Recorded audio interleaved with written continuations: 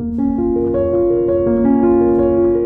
what's up, everyone? Matt McHugh here from the Cornerstone team, and today I'll be reading a passage from Luke chapter 11, starting in verse 37. I'll read it for us, and then I just have a couple quick thoughts about it, and y'all could be on your way, whatever it is that you're doing today. So let's open up God's Word. This is what Luke 11 says here. When he finished that talk, a Pharisee asked him to dinner. He entered his house and sat down at the table. The Pharisee was shocked and somewhat offended when he saw that Jesus didn't wash up before the meal. I don't know if Jesus didn't believe in hygiene or what, but Jesus isn't washing his hands, and this catches the Pharisee off guard for whatever reason.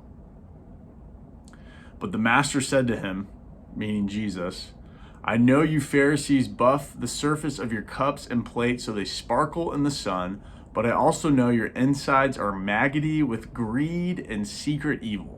Jesus is not messing around here. He is giving a straight up, honest answer to the ways that the Pharisees portray themselves on the outside of having it all together, but inwardly, they are struggling, not dealing with their sin, their desires. Some could use the word flesh here. And he just calls them out. He even uses the word stupid Pharisees. Didn't the one who made the outside also make the inside? Turn your pockets and your hearts inside out. This is the Message translation. And it is just laying it out plainly that following Jesus is not just requiring us to make this a 1-hour commitment on Sundays, but following Jesus is an everyday thing. Following Jesus is not just giving some money here and there and tithing. Following Jesus is turning every part of your life over to God. Your marriage, your singleness, your finances, your home, your kids, work, you name it. Jesus wants to be a part of every single space in your life. But as we know that we live in a fallen world, and so sometimes, again, the desires, the things that we want are not of God, but they're of evil intentions. And Jesus is quick to call out the Pharisees and say, hey, look, you may look like you have it all together, but the thing beneath the thing is that you're struggling with all of these temptations and desires that are not holy. And so for us today, I wonder, as Jesus is describing here, hey, we may have it all together. You might have a cup that looks great and is shiny.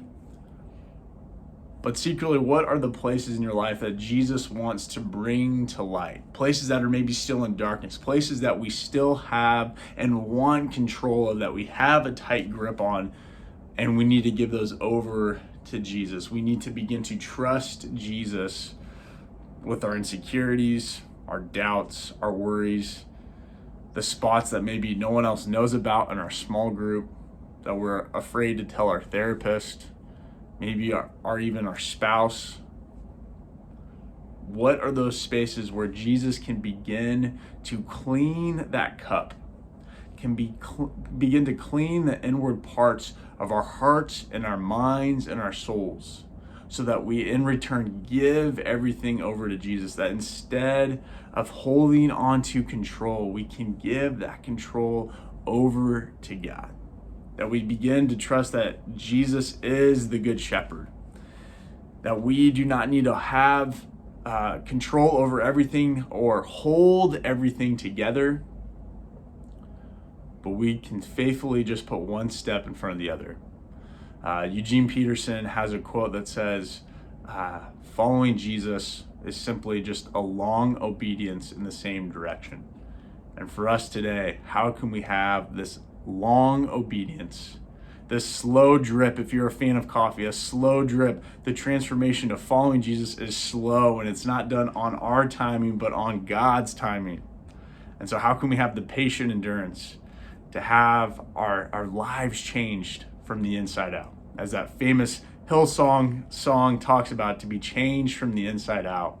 How can we be challenged to see this as Jesus kind of lighting that fire underneath us to say, hey, look, I want you to make a difference. I want you to change, but it starts with looking at your heart. It starts with looking at yourself and saying, God, what do I need to give over to you? God, what have I not been honest about with myself? What do I need to turn over to you? And would we be amazed at what God can do when we get really honest?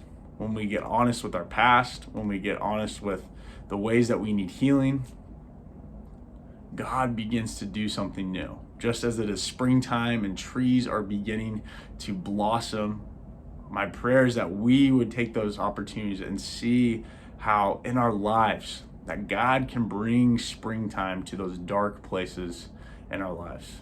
Friends, it's so good to be with you. I hope that this was encouraging, and I hope to see you around the life of this church.